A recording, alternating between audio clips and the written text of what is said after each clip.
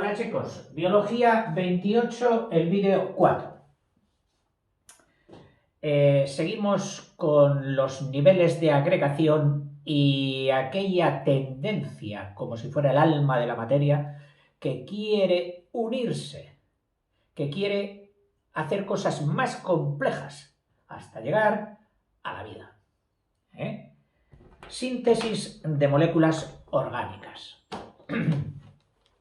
Con esto no me he metido a hacer teorías creacionistas, pero es cierto que si un ser con potencia creadora cogió algún programa para hacer la creación, fue este. Hacer materia con ansias de complejo, de hacer las cosas, de unirse, de hacerla complicada. Ese fue el programa del ente creador, por lo menos en mi opinión. Sí. Síntesis de moléculas orgánicas. La palabra síntesis, sintetizar, significa, que ya lo sabes tú, pero bueno, te lo recuerdo, porque ya sabes que tengo el vicio de empezar siempre desde abajo. Sintetizar es coger cosas sencillas y unirlas para hacer solo una. Este es el proceso sintetizador. Al revés, cuando de una cosa compleja dividimos y ponemos aquí sus partes, ¿con qué? Con la intención de examinarlas, con la intención de conocerlas mejor. Este proceso, que es el inverso de aquel, es el proceso analítico o analizador, como quieras. Analítico o analizador. Sintetizador, sintetizar. Analizador, analizar. Bueno, este proceso, que es el que sigue la creación, da productos sintéticos. Ahora, profe, parece que estoy hablando de pinturas. Bueno, sí, pues porque antes las pinturas se cogían o se hacían básicamente de un cuerpo de la naturaleza, óxido de cobre, no sé qué de titanio, no sé qué de esto, y ya te lo pasaban casi directo, en polvo machacado, pero eran productos naturales. Y ahora no. Ahora con múltiples cuerpos químicos también a su vez, te sintetizan y entonces te pone pintura sintética. Bueno, dice síntesis de moléculas orgánicas. Hay un nivel que sabemos que son las moléculas, como conjunto de átomos. Entonces, hay unas moléculas que ya las denomina moléculas orgánicas. ¿Por qué? Porque van a ser fundamentales para luego, a su vez, que se sinteticen ellas, o que sinteticen ellas otros componentes mayores, como podrían ser los orgánulos o los principios inmediatos que vamos a ver. Antiguamente se creía que la materia viva estaba formada por sustancias químicas, sí, es química, pero diferentes de las inorgánicas, diferentes de la cal, diferentes del carbón, diferentes del sulfato de plomo, diferentes del tal. ¿Cuáles eran? No lo sabemos. Sí, es química, pero son sustancias diferentes de las de la química inorgánica. Esto se creía. Diferentes de la materia mineral. Numerosas han sido desde entonces las síntesis de moléculas orgánicas realizadas en el laboratorio y que han demostrado que aquello no era cierto. Que son los mismos átomos, la misma materia, que forma la sustancia mineral, la que, combinada de otras formas, puede formar la sustancia orgánica. Fue célebre y de una gran repercusión el primero que consiguió algo y además con una sustancia que tenemos todos y que está en nuestro vivir diario. El primero en demostrar que una sustancia orgánica, como la urea, componente característico de la orina, que lo hemos estudiado hace poco, puede sintetizarse a partir de compuestos inorgánicos, de aquellos que se creían que eran capítulo aparte, o sea, lo hizo con compuestos inorgánicos fue Wöhler, que te lo escribo porque creo que se merece, por lo menos, mi esfuerzo en escribirlo bien. HL. Wöhler, que digo Wöhler, a lo mejor se pronuncia de otra manera. En fin. Esto lo hizo en 1828. Vamos, ayer. Es curioso que estas fechas, a los que tenemos cierta edad, nos parecen muy próximas. Y a los que tienen poca edad les parecen en el nacimiento del mundo, de lejanas. Y a medida que vas creciendo te parecen más cercanas. Bueno. Dice que realizó la síntesis de la urea en laboratorio a partir del cianato de plomo a amoníaco. Es decir, cogió el cianato. Luego veremos a ver si podemos poner sus fórmulas también. Cianato de plomo más amoníaco más el NH3. El cianato, claro, no es el cianuro. No es el cianuro, o sea que será un cuerpo distinto. El cianuro vendría del cianhídrico, del CNH. El cianato tiene que venir de algo diferente. Ahora no lo tengo claro, procuraré estudiármelo. Estoy repasándome la química orgánica que aprendí en mis tiempos, porque ya veo que en lo que viene vamos a tener que entrar en harina de la química orgánica. Y la verdad es que en la serie de química todavía no la he acometido. Todavía tengo pendiente parte de la química inorgánica y cada día la oigo chillar: profe, atiéndame, estoy aquí, la serie de química, tiene que hacer más vídeos. Y yo, sí, mañana. Como la asómate ahora a la ventana. En fin. El análisis químico de la materia viva, o sea, cuando cogemos una materia viva y hacemos un análisis químico, partimos, pone de manifiesto que en su composición intervienen numerosos elementos químicos, aunque ninguno de ellos es propio ni exclusivo de la materia viva, ya que dichos elementos son los mismos que intervienen en la composición de muchos cuerpos de la materia inerte. O sea, los mismos cuerpos químicos con los que podemos hacer un producto orgánico como fue estos mismos cuerpos combinados de otras maneras pueden hacer cuerpos también inorgánicos. O sea que queda ahí ya, digamos, la unidad de materia de tanto la química orgánica como la inorgánica. Bien, elementos biogénicos. Y tú ahora a lo mejor tienes curiosidad y dices, pero bueno, a ver, de los 104 elementos, todos ahí dicen, yo voy a hacer vida, mézclate conmigo que vamos a dar un sapito y mézclate conmigo que daremos una libélula. No es así de fácil. Para empezar, solo son pocos, menos mal, los elementos que combinados utiliza la vida. Que si fueran más, todavía sería más complicado. Ha cogido especialmente uno, que es el más prolífico, porque sus valencias, es decir, sus modalidades de mezclarse, de combinarse con otros cuerpos, que tú sabes que son intercambio de electrones, etc., pues este cuerpo lo mismo daba que quitaba. Daba lo mismo carne que pescado. Oye, ¿quieres 2? Toma. ¿Quieres 4? Toma. No, yo no quiero, yo vendo. Ah, pues compro. Te estoy hablando del carbono, que por tener 4 electrones en su última capa, que son la capa de valencia, o sea, la capa con la que juega para rellenarla más o para deshacerse de ella, pues él, ni corto ni perezoso, daba y quitaba.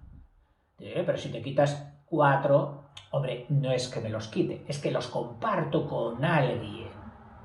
Ah, vale. Eso ya está mejor. Bien.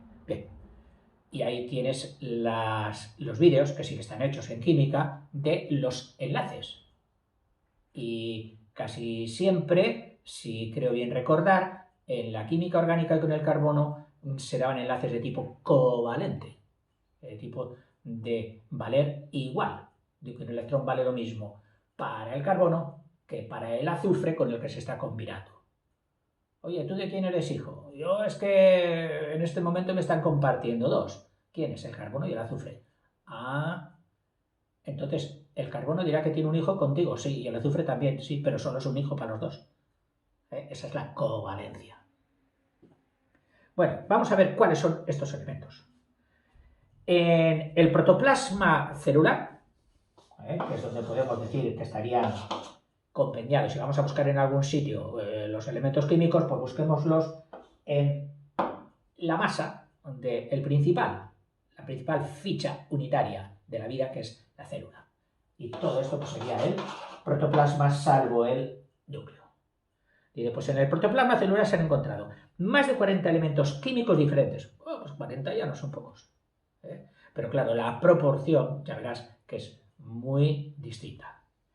Pero solo un número relativamente reducido de ellos aparece siempre como constituyente de la materia viva. Es decir, tenemos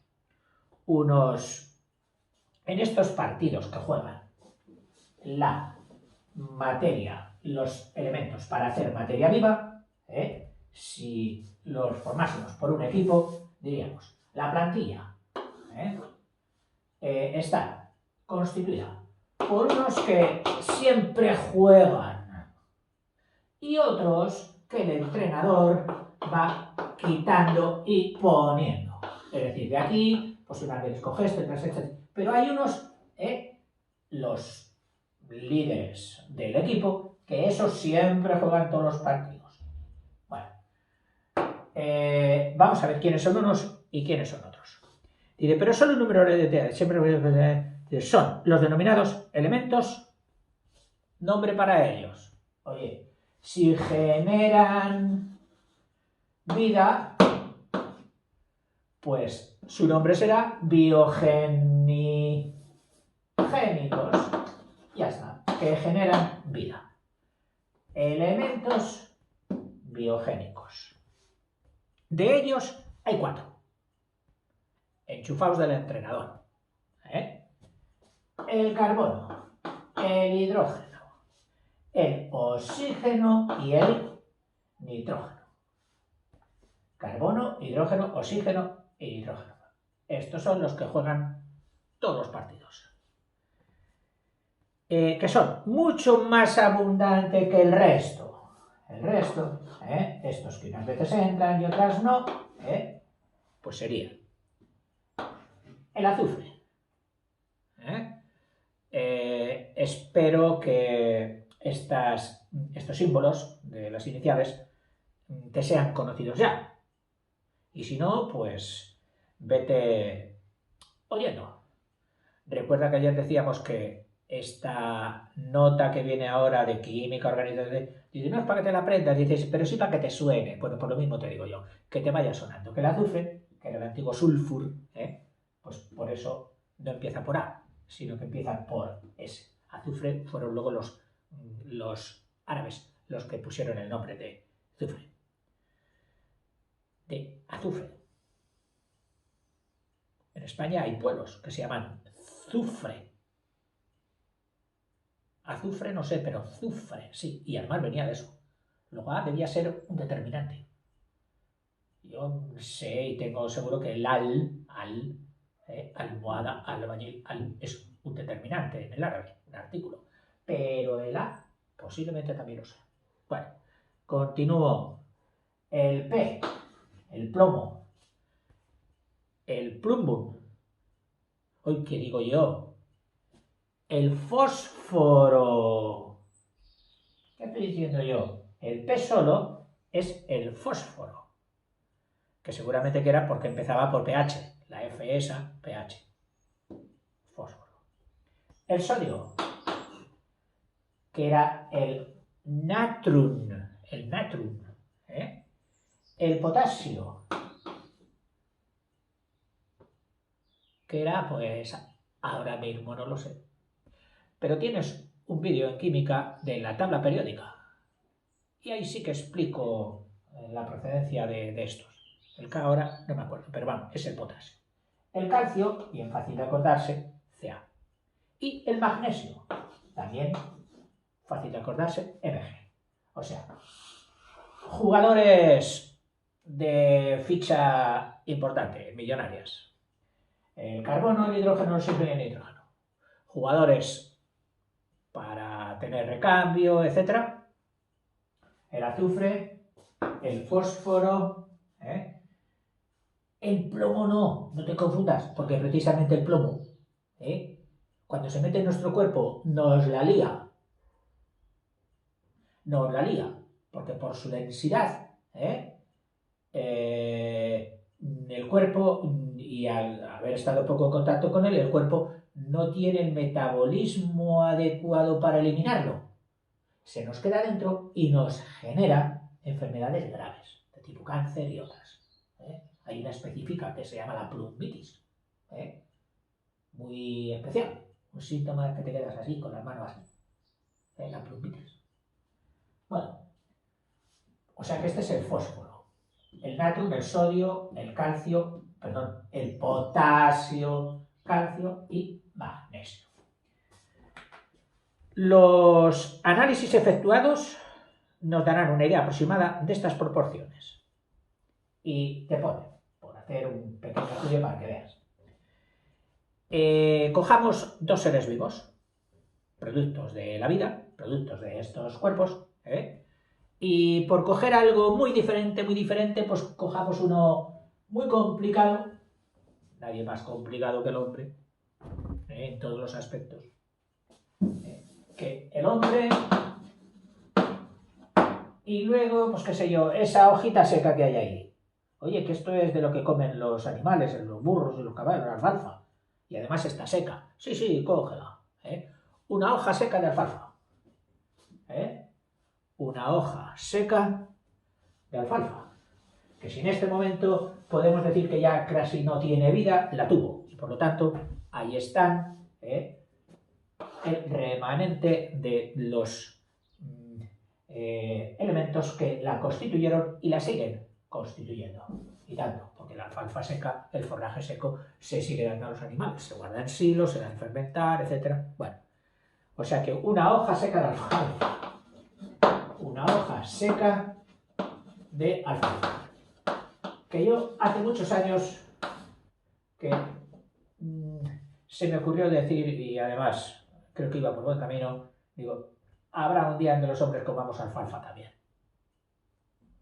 Y no era por decir que nos íbamos a hacer cada vez más burros, como diría alguno, no, sino porque nos hemos puesto a comer de todo, que es muy sano.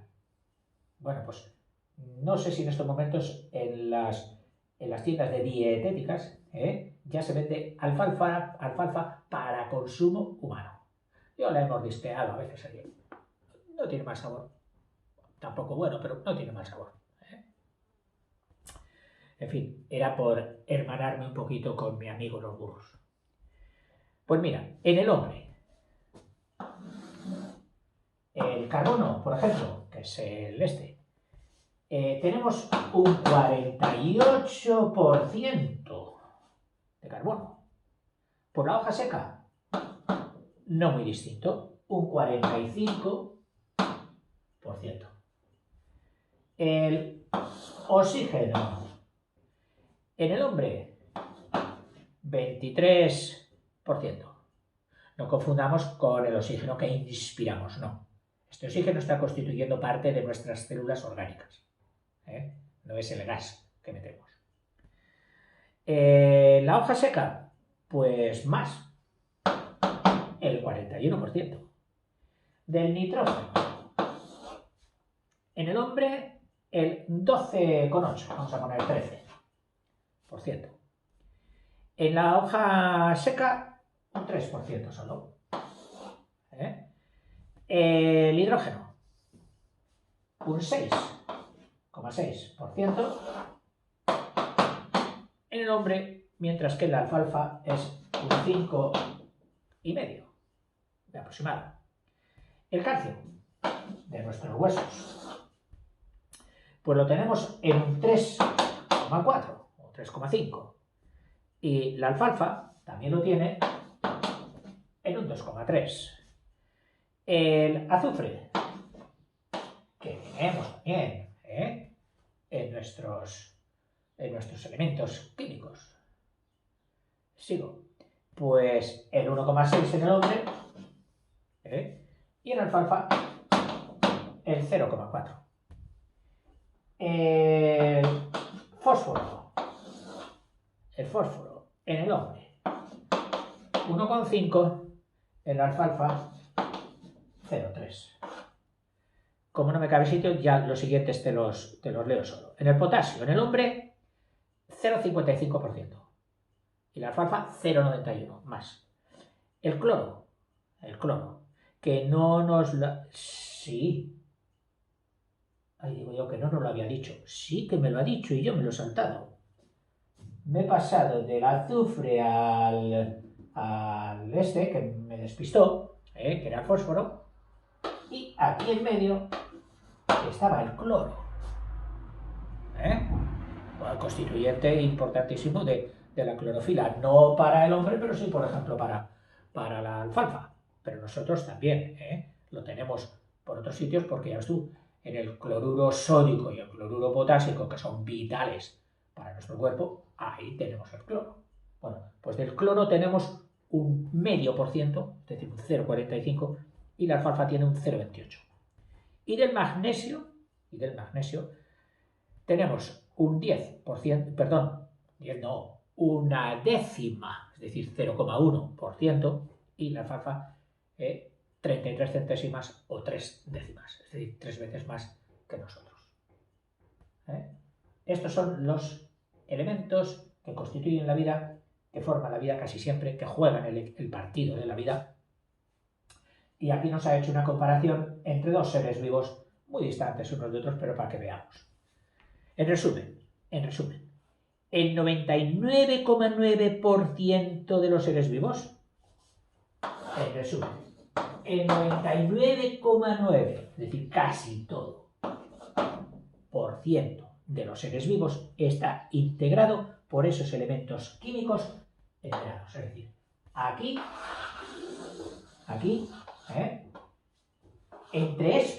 solo entre estos ya forman prácticamente toda la vida, el 99,9%.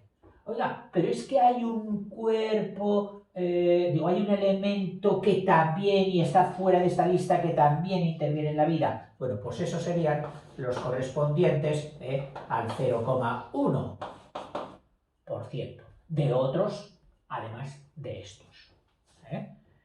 Dice, además, comparando, podemos analizar la relación en que se dan estos elementos entre los seres vivos y el mundo inorgánico. Cosa curiosa. Sabemos que los 104 elementos están por todo el cosmos. ¿Qué proporción de todos esos elementos que forman el cosmos ha cogido la vida?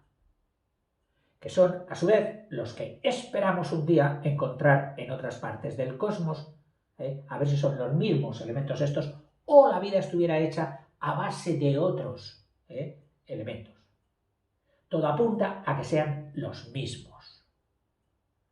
Pero, hasta que no se descubra, o hasta que no contacten con nosotros, no sabremos.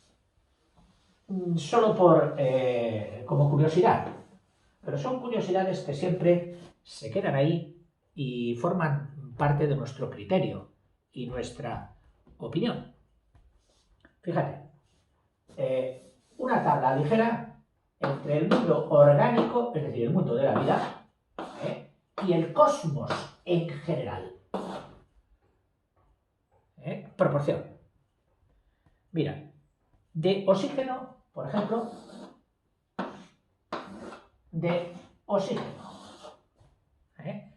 el mundo orgánico lo ha cogido en un 63%, cuando en el cosmos está en una proporción del 47%. El carbono. La vida lo ha cogido en una proporción del 20%, mientras que en el cosmos solo está en 15 centésimas por ciento. ¿Ves? Curioso. Un cuerpo que en el cosmos no es apenas abundante, solo no llega ni al 1%, y la vida lo ha cogido en un 20%. El hidrógeno. La vida lo ha cogido en un 10%, redondeando, y el cosmos solo en una décima. Perdón, sí, en una décima por ciento. Bueno, 1,1. El nitrógeno. La vida lo ha cogido en un 2,5 y en el cosmos prácticamente es inapreciable. O sea, será 0,0002. Inapreciable. El calcio. Existir sí, claro. El calcio. La vida lo ha cogido en un 2,5, porque es 45, en un 2,5%, cuando en el cosmos está en un 3,6. Calcio. Sobre todo, acuérdate de la cantidad de rocas calcáreas, calizas que hay. Todas esas elevan mucho el nivel el porcentaje de calcio. El fósforo, la vida lo coge en un 1%, el fósforo, la vida lo coge en el 1%, y el cosmos solo nos lo presenta en una décima y media por ciento. En fin, el cloro, que nosotros lo cogemos en un medio por ciento, en el cosmos inapreciable. El potasio, la vida solo lo coge en una décima por ciento, cuando el cosmos lo tiene en casi 3%. El sodio, nosotros lo cogemos en una décima por ciento y el cosmos lo tiene en casi 3 también por ciento. El magnesio, nosotros solo una centésima por ciento, para algunas funciones muy específicas, muy poco magnesio necesita la vida, mientras que en el cosmos está en un 2%. El silicio, este es uno de los más contrastables, el silicio, el SI, perdón, la I minúscula, S mayúscula, I minúscula. Los símbolos hay que ser exactos. Nosotros solo lo cogemos en un 1%.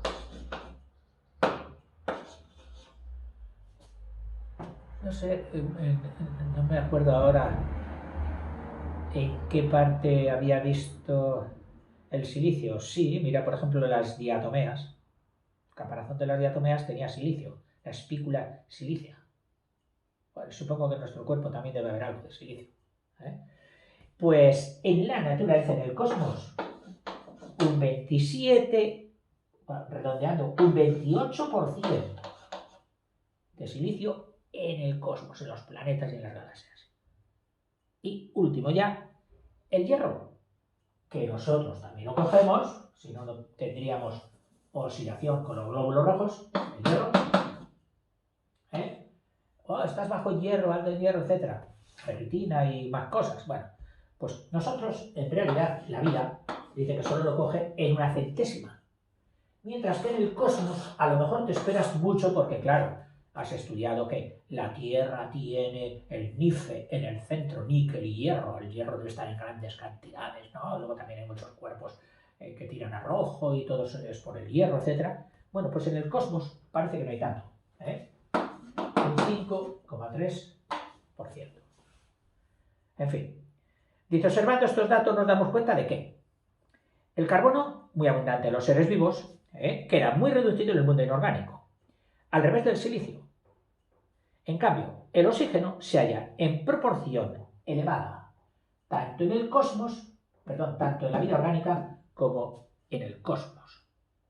Estas diferencias revelan la capacidad de los seres vivos para seleccionar unos elementos con respecto a otros. O sea, la vida ha dicho tú sí, tú no.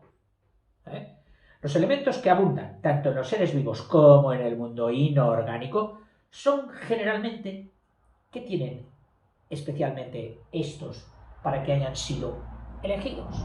Pues dice que tanto los seres vivos como el mundo inorgánico son generalmente de número atómico bajo. Número atómico bajo. Es decir, ahí que se despidan los uranios y compañía con esos números atómicos elevadísimos. No, los números atómicos bajos. Harteins, el señor Harteins, que digo la primera, sí, bien, lo formuló como una ley. Es decir, yo esto ya lo tengo tan verificado que puedo afirmar que esto es una auténtica ley. Le he pasado de hipótesis y la he logrado demostrar y por lo tanto se puede convertir en una ley, diciendo que, entre comillas, los elementos más abundantes son los del número atómico inferior a 28. Es decir, hasta el número 28 de número atómico son los elegidos para la naturaleza orgánica e inorgánica. Los más abundantes, los inferiores a 28. Número atómico, ya sabes que es el número de protones, que es igual al número de electrones. Número atómico. Otra cosa es peso atómico. En el peso hay que coger las que pesan. Las que pesan son los protones y los neutrones, entonces hay que sumarlos. Y entonces ya da un número muy similar al doble del número atómico. Similar. Aproximado. Bueno. Dice, fue completada por otra ley. Es decir, luego vino otro señor que dijo, señor Harteins, yo le completo, le añado algo a la ley de usted, el señor Otto, al observar que los más abundantes, o sea, le dijo, no solo esto, sino que los más abundantes son los de número atómico par. Es decir, dentro de los 28 del número atómico inferior a 28, los más abundantes, él completó diciendo que eran los del número par. La mayor o menor proporción con que aparecen los diversos elementos biogénicos en la materia viva no es directamente proporcional a su importancia biológica. Ojo, muy importante. No creas ni deduzcas que porque el oxígeno sea muy importante en la vida orgánica, en un 63%, etc., tú tienes que recurrir al oxígeno para tus funciones vitales y darle prioridad. No. Dice, no es proporcional. O sea, no creas que a más abundante, más importante. No. No. Puede que haya uno muy poco abundante y sea más importante que todos. Esto es y además de unas conclusiones clarísimas, prácticas, que vamos a ver. Dice, de hecho, existen elementos que aparecen en cantidades muy pequeñas, pero son de vital importancia, hasta tal punto que su carencia, es decir, que si esa cantidad mínima no la tienes, porque has descuidado tu alimentación o lo que sea, provoca serias alteraciones, inclusive la muerte. Oiga, pero este señor, si estaba perfectamente, comía mucho, vivía bien, tenía una vida sana, sí, pero se le ha detectado la carencia de este cuerpo en concreto y eso le ha provocado la muerte. Por eso, yo siempre digo, oye, vamos a curarnos en salud, comamos de todo y nos curamos en salud. Comiendo de todo, no incurriremos en esto. Por poquita que sea la sustancia, si comes de todo, lo más posible es que la comas. Ahora, si tú hay un alimento, un tipo de alimentos, verduras tiernas, etcétera, que no comes por principio, no, a mí no me gusta la verdura. Lentejas, a mí no me gustan las lentejas. En fin, recurro a lo más. El pescado, a mí no me gusta el pescado. Recurro a los típicos infantiles, ¿no? En fin, dice, estos elementos químicos que en cantidades infinitesimales es decir, mínimas, mínimas, son también esenciales para los seres vivos. Se denominan pobrecicos, como los han llamado. O sea, que dice que son muy importantes y, sin embargo, les han llamado oligoelementos. Claro que oligo no es que signifique poco importante, sino bajos, oligofrénicos, débiles, es decir, una proporción, una cantidad débil, mínima. Oligoelementos. Y te diré, los que me dice aquí, claro, se encuentran. Pues mira, el hierro. Sin hierro, imposible vivir. ¿Las lentejas tienen hierro? Sí, y otros cuerpos también. Sigo. El cobre. ¿Qué tengo que hacer? ¿Comer alambre de cobre? No, hombre, no. Come de todo. Que comiendo de todo seguro que hay muchas cosas que tienen cobre. Sin ir más lejos, el cobre es el oxidante de los animales de sangre blanca. Es decir, de esos peces y de todo eso que no tienen glóbulos rojos. Y hacen la oxidación en las células a base de cobre. Sigo. El manganeso, Mn. No confundirlo con el magnesio. Manganeso, el Mn. El bromo, hermano del yodo. El zinc, Zn. El yodo y el flúor, F. Estos son esos oligoelementos que en cantidades inapreciables, no obstante, son fundamentales. Sin ellos sin uno de ellos, la vida sería imposible. Oye, ¿cómo puede ser eso? Pues vete a saber. A lo mejor uno de estos, el que quieras, al pido, resulta que pertenece a una de los aminoácidos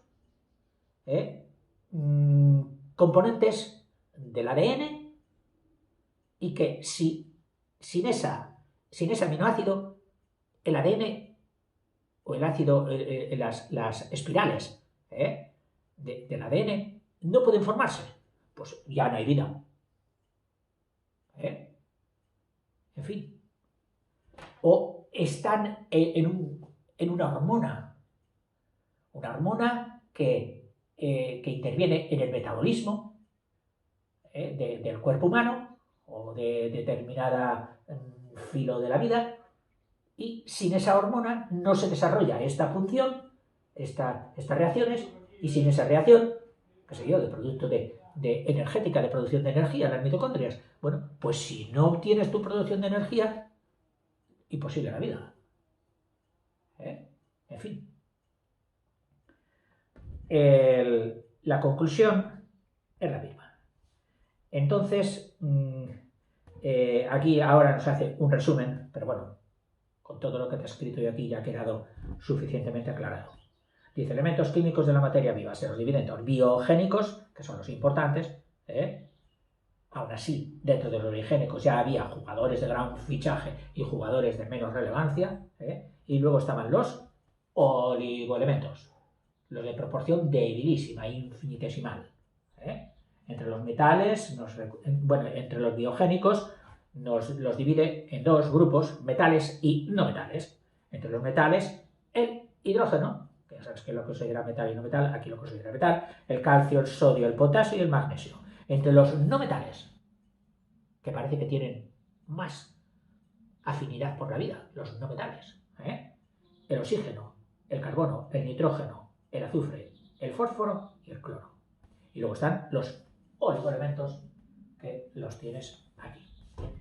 Y ya en el vídeo siguiente hablaremos de los primeros compuestos, de los que se han declarado como los más importantes en la vida, que es lo que llaman principios inmediatos.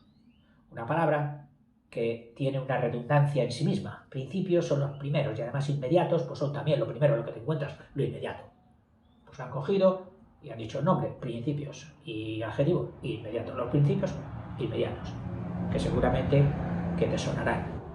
Hidratos de carbono, lípidos, proteínas, ácidos nucleicos y entre los inorgánicos el agua y las sales minerales. Y a cada cosa de estas le van a dedicar una buena ojeada. Hasta ahora.